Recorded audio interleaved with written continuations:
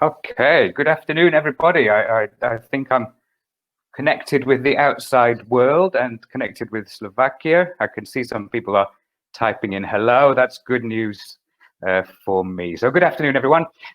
Thank you for staying along for the next webinar.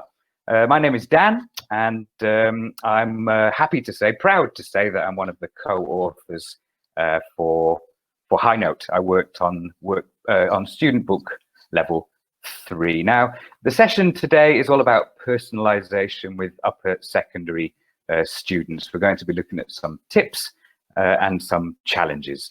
But before we go there, I thought I'd better introduce myself and tell you a little bit about myself. I've been in this business for about 18 years now. I was shocked the other day when I worked out how long it had been. 18 years, and I've done all sorts during that time. I remember I started teaching little ones in Thailand 18 years ago.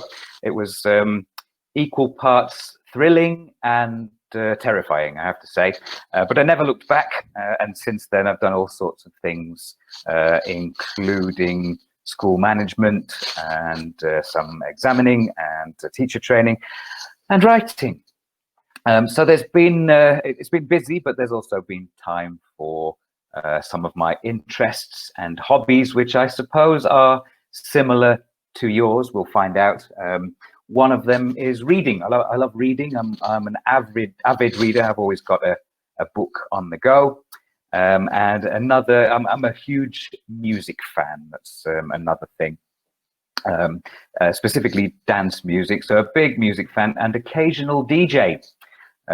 Most of the time it's just me in the bedroom with the dog listening, I must say, but there was one glorious night where I DJ'd in a nightclub, and there were at least 5 people on the dance floor that night, so I was very proud, of course. So reading and music. Snowboarding is another one.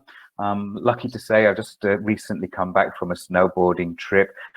Thank goodness, before everything closed. Sorry to all those that are affected by such things. And there's one more passion, which rather than just tell you about, I've illustrated in a photograph, or let's say half a photograph, which I'll show you now. I'll try to show you.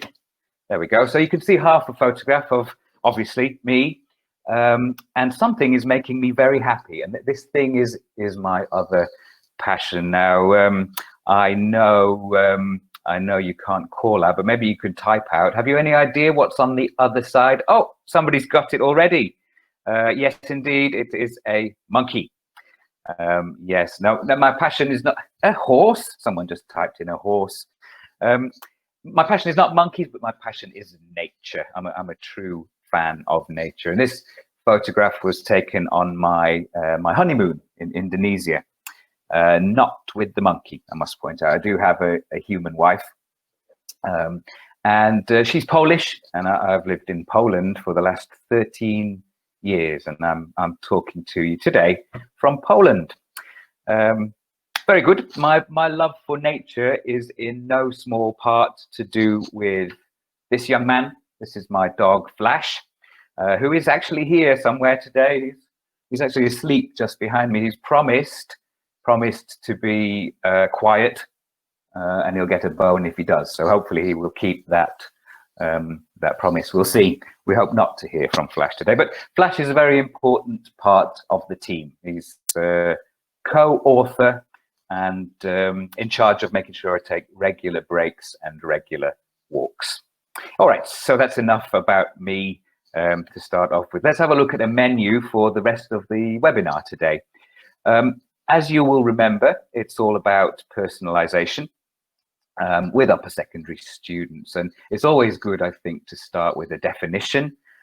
So we'll do that. And I also want to look at the origins of personalisation in the language classroom as part of humanistic teaching methodology. So we'll go on after that to look at how we can personalise language input.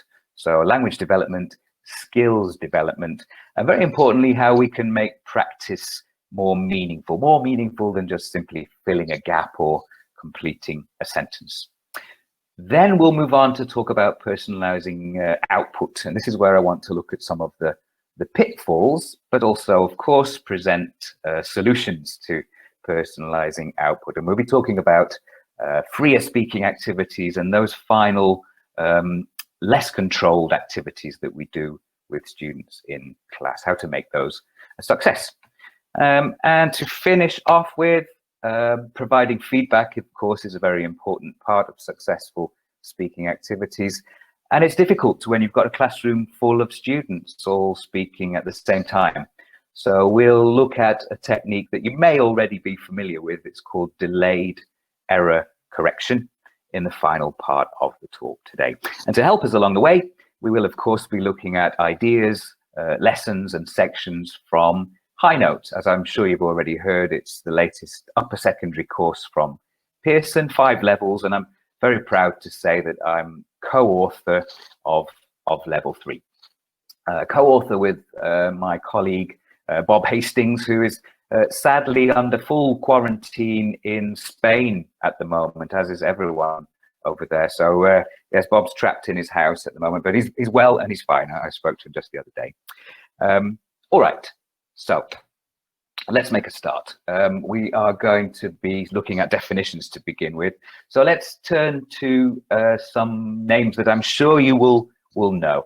Definitions of personalization, of course. So first of all, Mr. Thornbury, in his excellent book, An A to Z of ELT, he says that when personalization is when you use language to talk about your knowledge, your experience, and your feelings.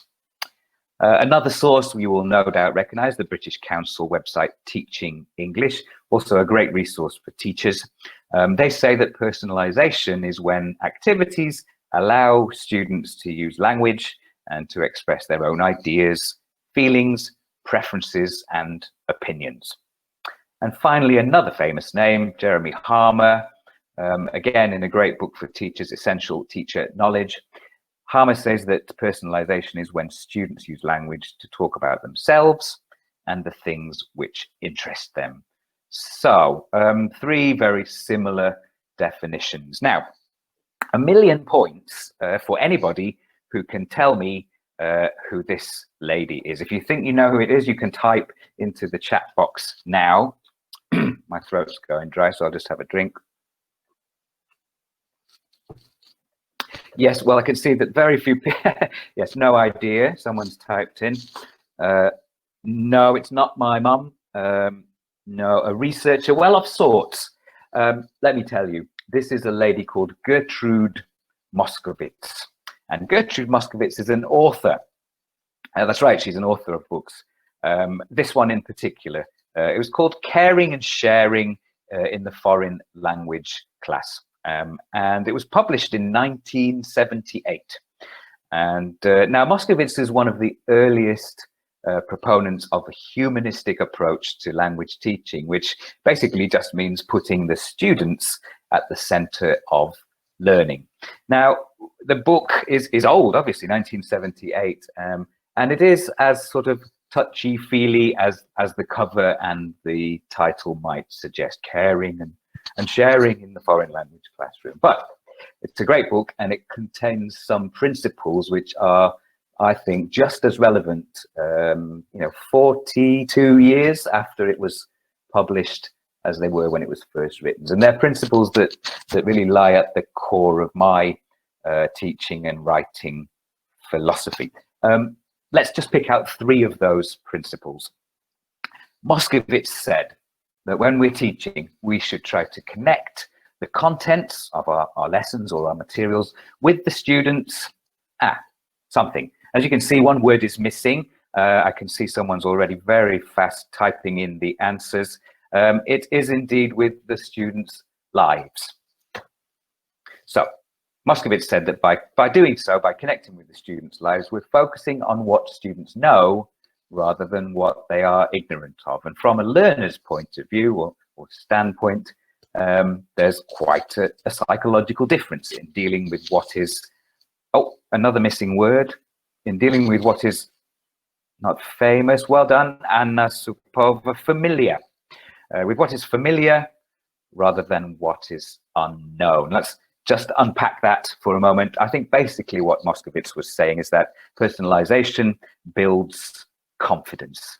It's easier than most other things to talk about yourself, your own feelings, and your own opinion. So there we go. Principle 1, personalization builds confidence. Moskovitz also said that we should use the students something in the lessons. Type it in if you think you know what the missing word is. Resources is a good guess, but it's not resources. Well done, Barbara. I can see you've got the right answer there. We should use the students' responses in the lessons. Yes, I mean, since the students will be sharing of themselves, we can utilize what they share by asking the class questions relating to what has been exchanged in the interaction. Whew. Okay, let's unpack that again.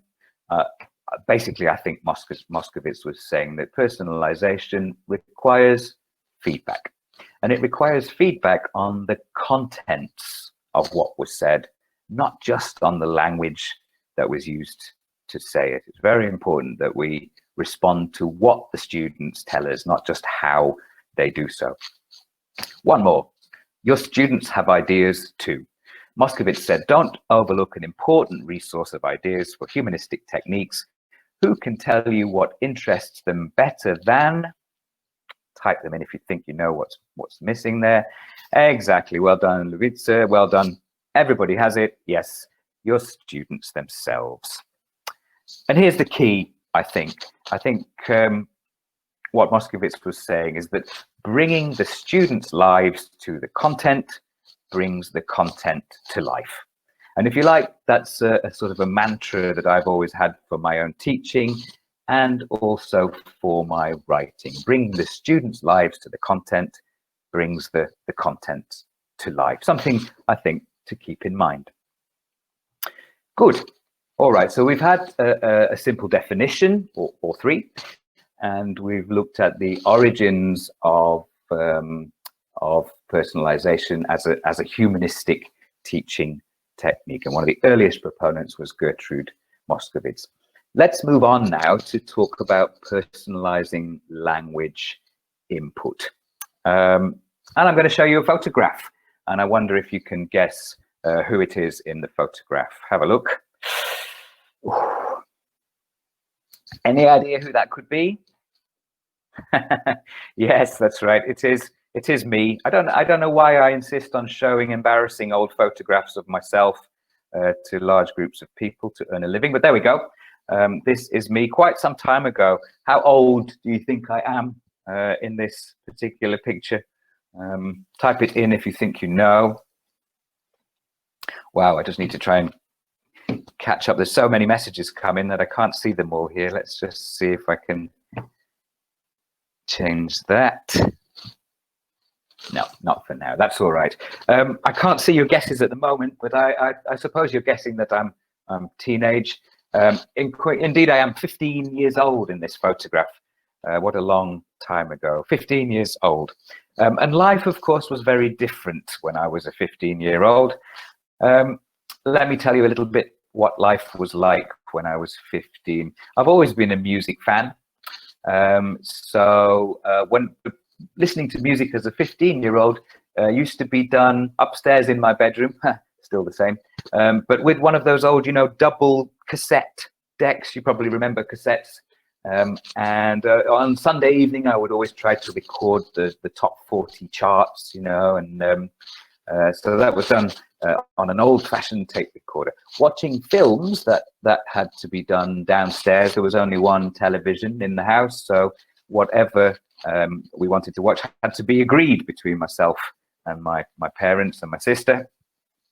Chatting with friends. Now, when I was 15, this used to be done on the telephone, of course, but it was one of those telephones with the curly wire. I'm sure you remember, some of you anyway, and also with a circular dial, that you had to put your finger in. How times have changed. Reading the news when I was 15 was done with a paper newspaper, and at the end you had those, ink-covered fingers. And playing music, which I also used to love to do, was done with a real guitar and I had a little keyboard, and I used to chop up cables to connect things together, and that's what life was like when I was 15. Now, of course, things are very different for today's teenagers. These days, listening to music is done pretty much all the time online, isn't it? Either with your computer or on your phone. Watching films, well, pretty much it's done online, isn't it? Really, with your computer or your phone. When it comes to chatting with friends, well, guess what? Online, with your computer or phone, reading the news the same, and playing music the same. The world has changed. I was born in 1973, BG, as it's known. BG, of course, stands for before Google.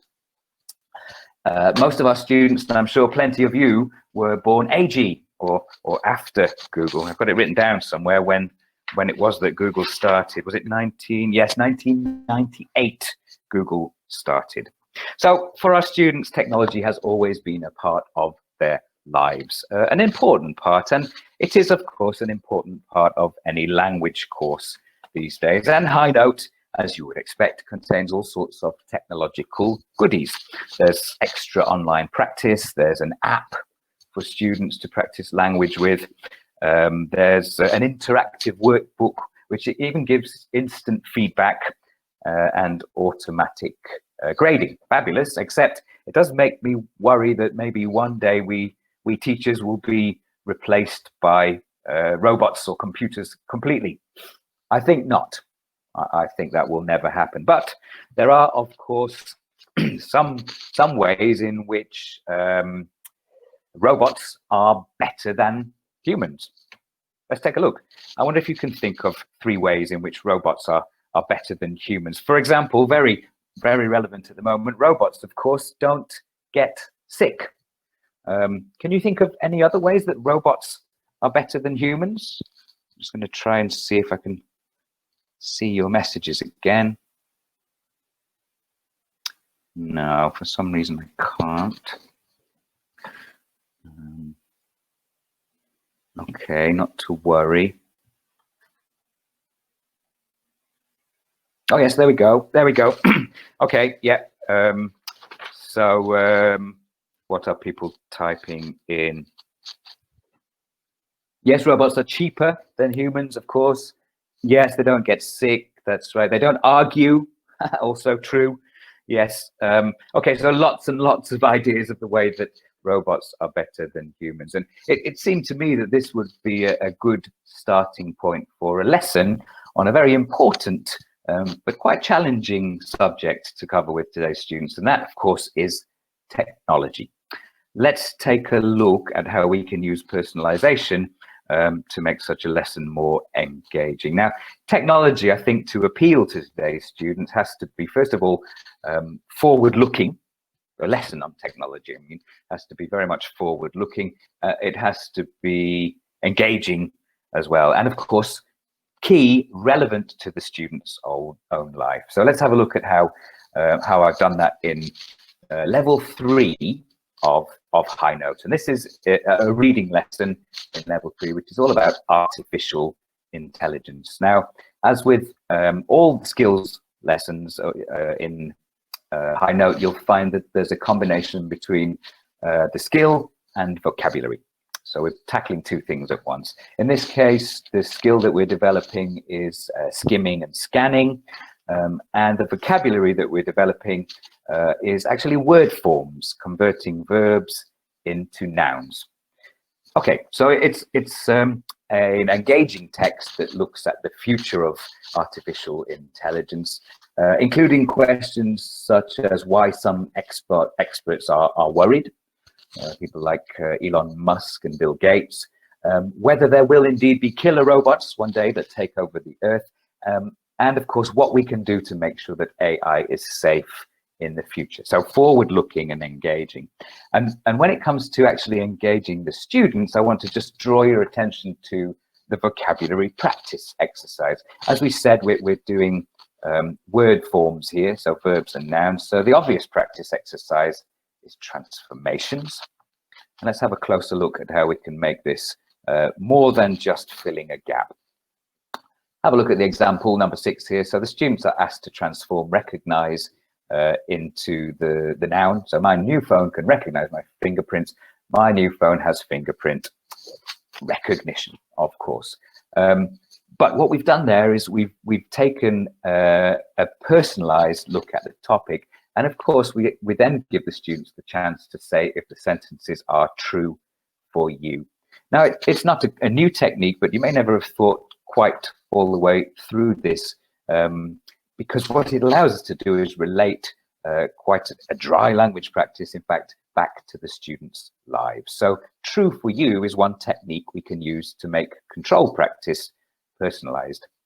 Another technique we can use to sort of inject some life into control practice and make it personalized is to gap fill in questions rather than just bland statements. This is from a different lesson. It's about sport, but just look at a couple of examples. We asked the students here practicing vocab in number 5. Can you name someone from your country who has set a world record? What was it? So then what we of course have the opportunity to do is get the students to ask and answer the questions in pairs. So again, we're relating a control practice directly to the students' lives to make it more engaging. Remember what Moscovitz said? Bringing the students' lives to the content brings the content to life.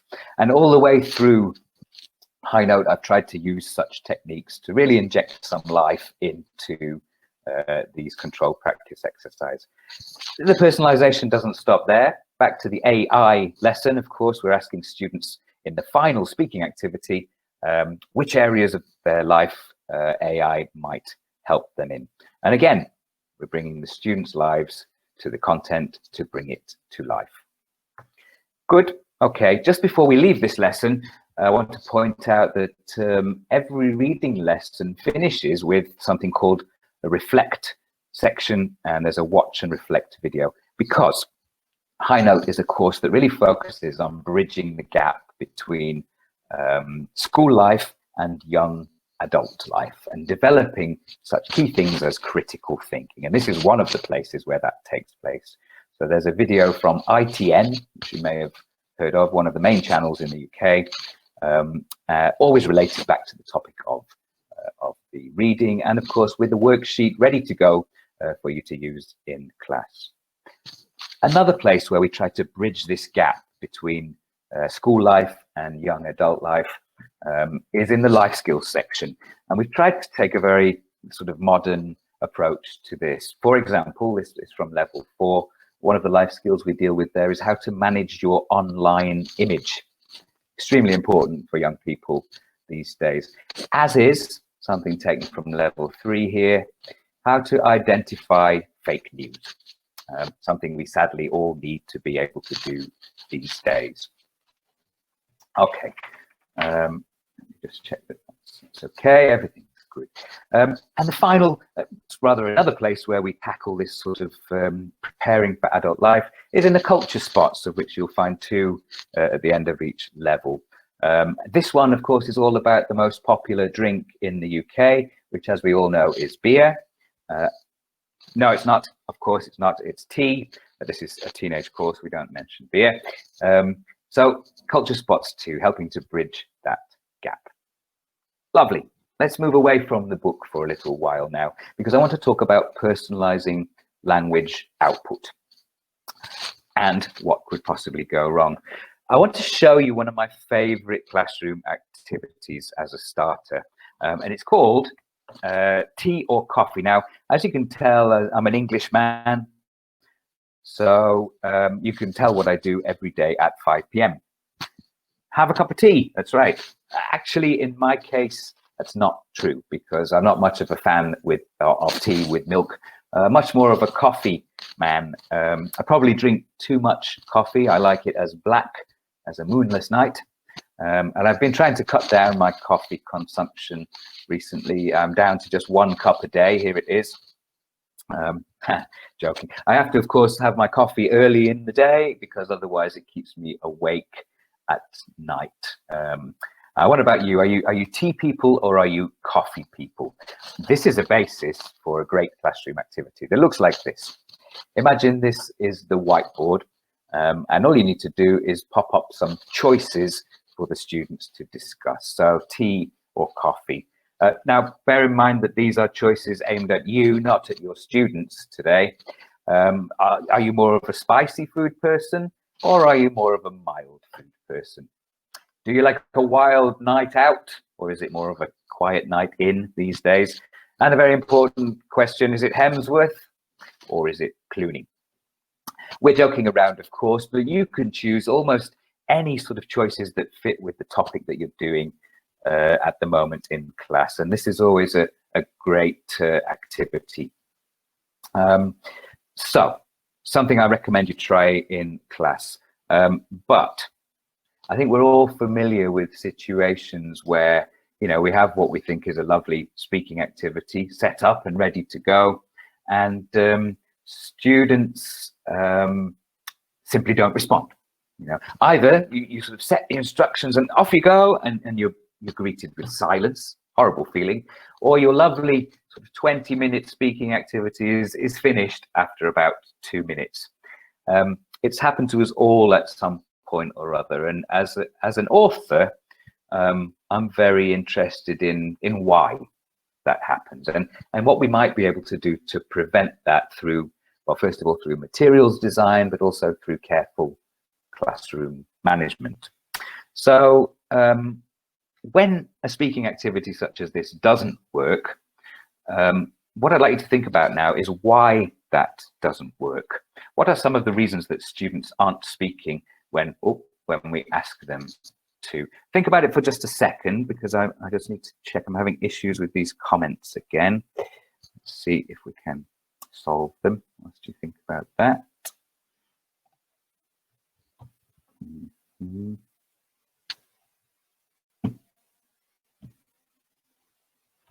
No, sadly that's not working. Not to worry. Okay, so I put together a list of reasons that speaking activities might not be working. Have a look whether they are match with any of the things that you were thinking about.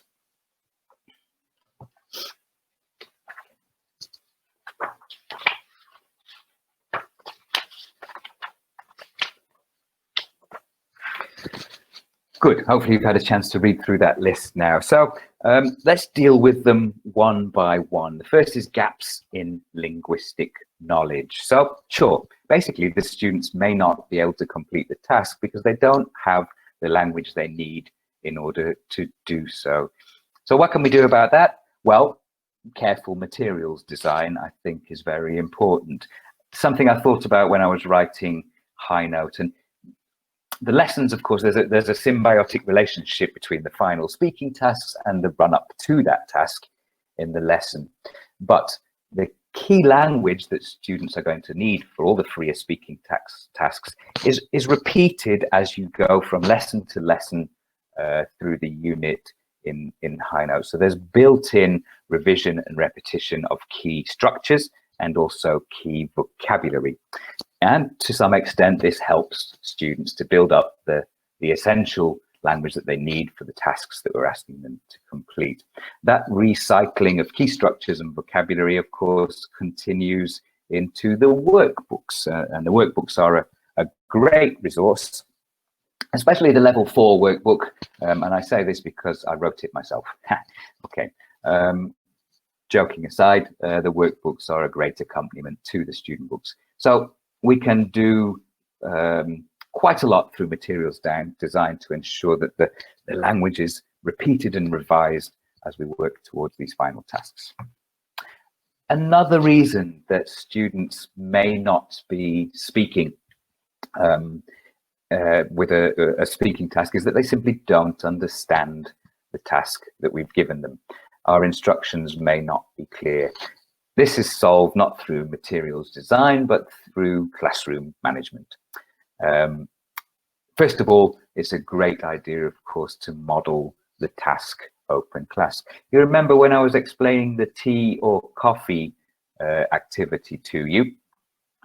Well, in actual fact, you may have wondered why is he telling us about his coffee drinking habits?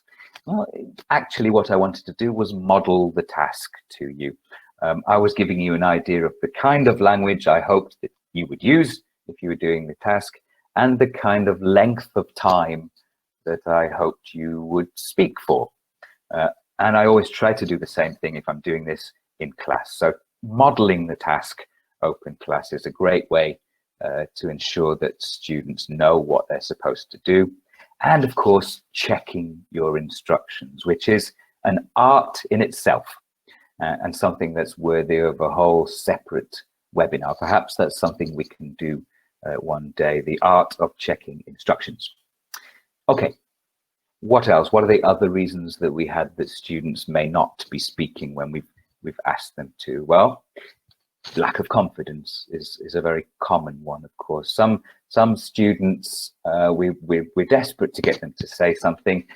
Other students, we're desperate to get them to shut up sometimes, truth be told.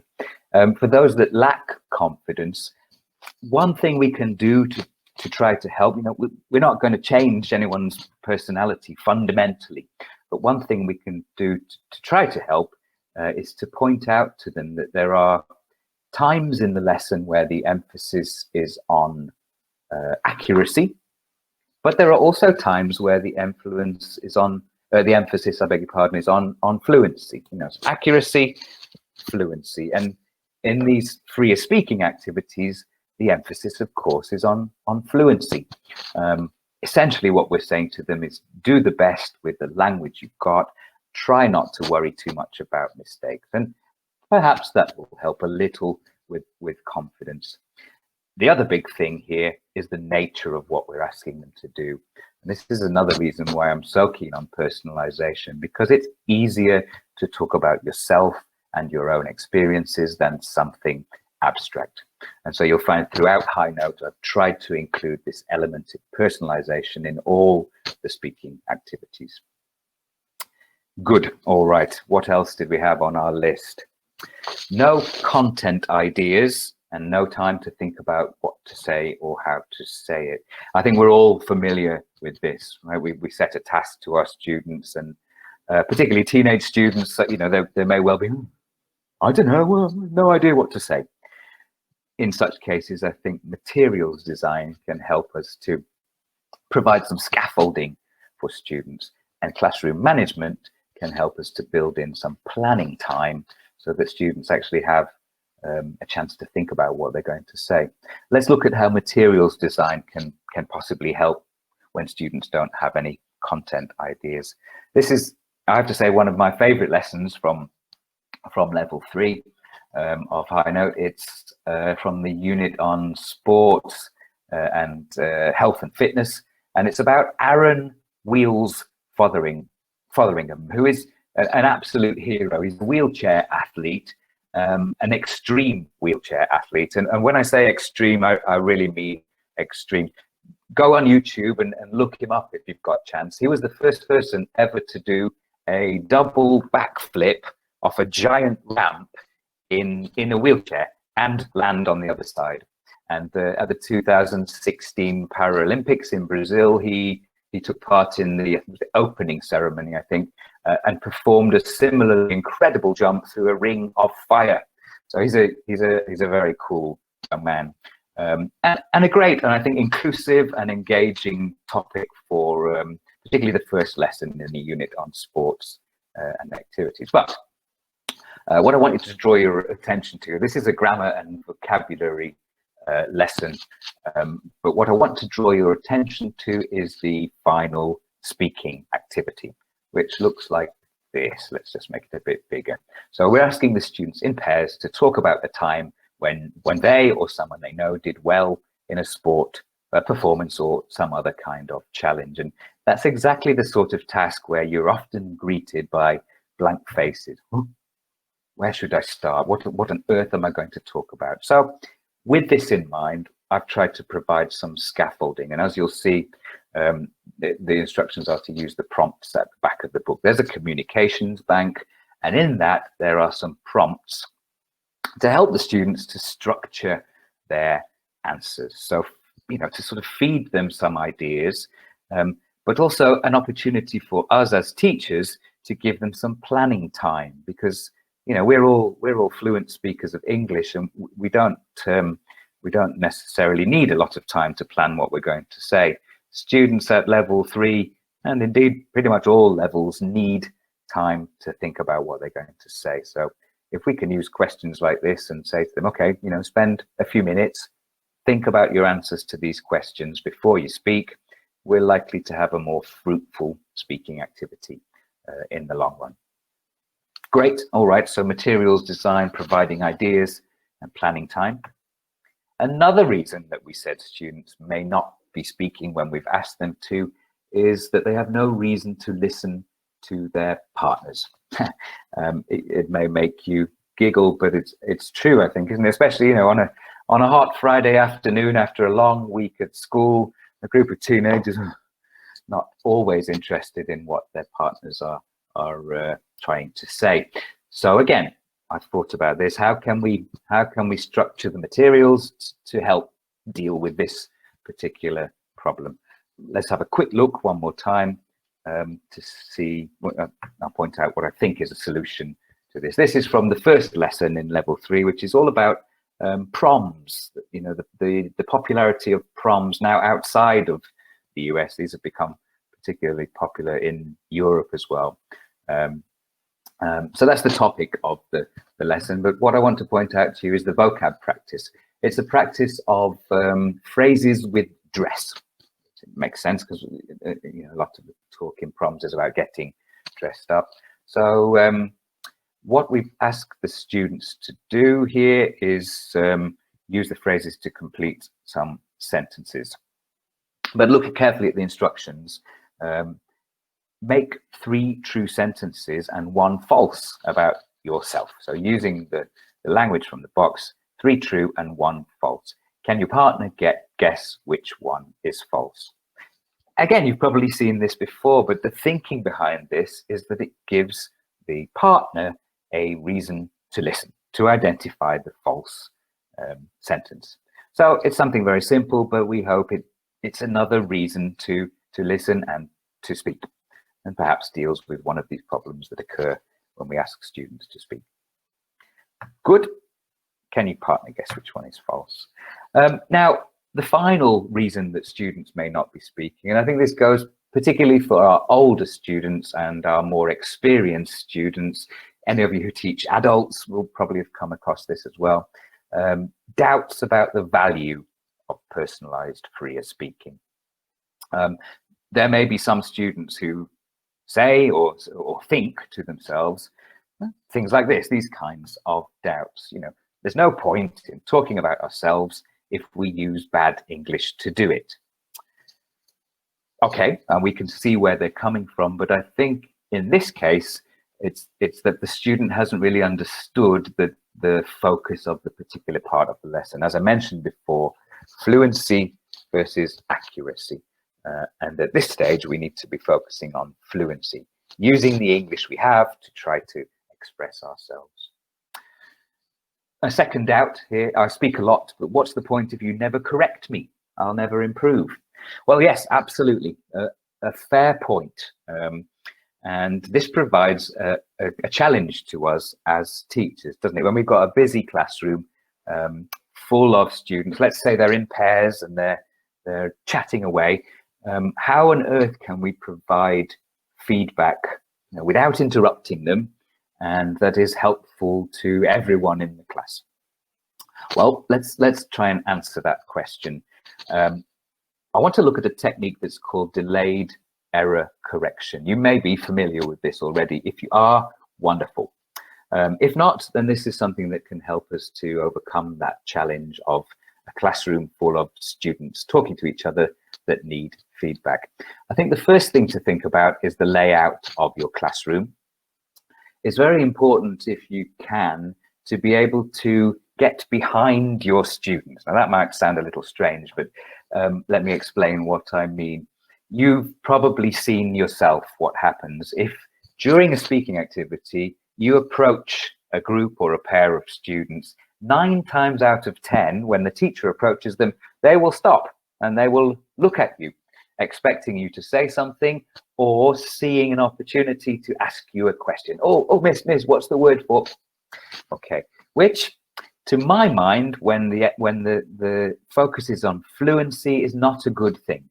Those questions can be asked later. What we want them to do is get on with the task. So you need to be able to get behind your students so you're not disturbing them and not looming over them whilst they speak, so that you can hear what they're saying. Because in order to give feedback, of course, we need to hear exactly what they're saying. So the way your classroom is laid out is very important. If you can get behind your students so that you can listen without disturbing them, then you can begin to collect examples of good and faulty language that you hear. And it's very important to have a balance of the two. I always try to go for 3 and 3. So 3 good things that I've heard are going around the classroom, and 3 faulty things that I've heard going around the classroom. You're probably not going to hear more than that. If you haven't heard that many, then I will confess to you, I think that it's not a bad thing to make 1 or 2 up. We know the kind of errors that our students are going to make with present perfect or whatever it is that we're covering in that lesson. So I don't think it matters particularly if you make up 1 or 2 either good sentences or faulty sentences, if you haven't heard as many as you would like to. Because when we put them on the board, which we do during the last minute or so of the speaking activity, we do so anonymously. You know, we don't write up on the board, here's a mistake that Kasia made, and embarrass Kasia in front of the whole class. So as the students are finishing their speaking activity, we write up anonymously the good and faulty sentences that we heard on the board. And I like to mix them up. It's very important, in fact, to mix them up. Now, remember what Moscovitz said quite some time ago now, and that is that we should feedback on content first. I think before we turn to the language, we need to deal with what the students have actually said and be appreciative of their contribution to the lesson. And then when it comes to time to providing feedback on the language that was heard, you can hand over to them. You can ask them to work in pairs, look at the board, and try to spot the correct sentences and find the errors and correct those errors. So this keeps them involved in the whole process, and everyone in the class gets to share in the good language and also in the faulty language, and to take part in correcting it. So it's a really nice way to provide feedback after a busy full class speaking activity. If you want to take it further, I could suggest using your mobile phone to take a photograph of those sentences on the board, and you can come back to the next lesson then, either with a little worksheet that you've made, or you could even invent a story or a paragraph that contains the same errors that you heard and have the students correct it as a starting point. Okay, so delayed error correction. That's a very useful technique in dealing with large classes and any doubts that they may have about the value of fluency practice, of freer speaking. Well, we've just about finished, I can see, but let's have a recap. We started, you'll remember, with a definition, 3 definitions, in fact, from some famous names. And we looked at the origins of personalization as part of humanistic methodology in the language classroom. Then we looked at how we can personalize input through, first of all, choosing personalized topics. Secondly, through making meaningful practice, through making practice meaningful by putting the students at the center of it. And if there's one thing to remember from today's session, it is what Moscovitz said, that bringing the students' lives to the content brings the content to life. Same goes for personalizing output. We've just looked at in quite some detail at the problems that students may have and suggested some solutions based on materials design and also classroom management. And we finished with another look at how we can provide feedback on full class speaking activities with a technique called delayed error correction. Okay, I can see that I've gone quite quickly there. It's 4:45, so I hope that's okay with you guys. I do have to mention to you that in the polls tab that you can see on your screen there, there's an option for you to get a free sample of High Note. And if you go to the polls tab, you'll be able to type in the level that you would like to get a free sample of. And during the session today, we've seen mostly level 3 and a few examples from level 4. Okay, that's all from me. I would love to invite questions, but I'm afraid for some reason I can't see the messages. It's all frozen. I have one final try to see if I can get things moving. I'm not sure why this has happened. I'm really very sorry. I'm not going to be able to take questions because I can't scroll down and see the latest messages that you've put in there. So if you want to get any more information, and Lucy from Ventures Books email is on the screen. That is all from me. I do hope it's been an enjoyable session, and I do hope we have a chance to meet in person at some point in the future. Enjoy using High Note. Thank you very much. Thank you.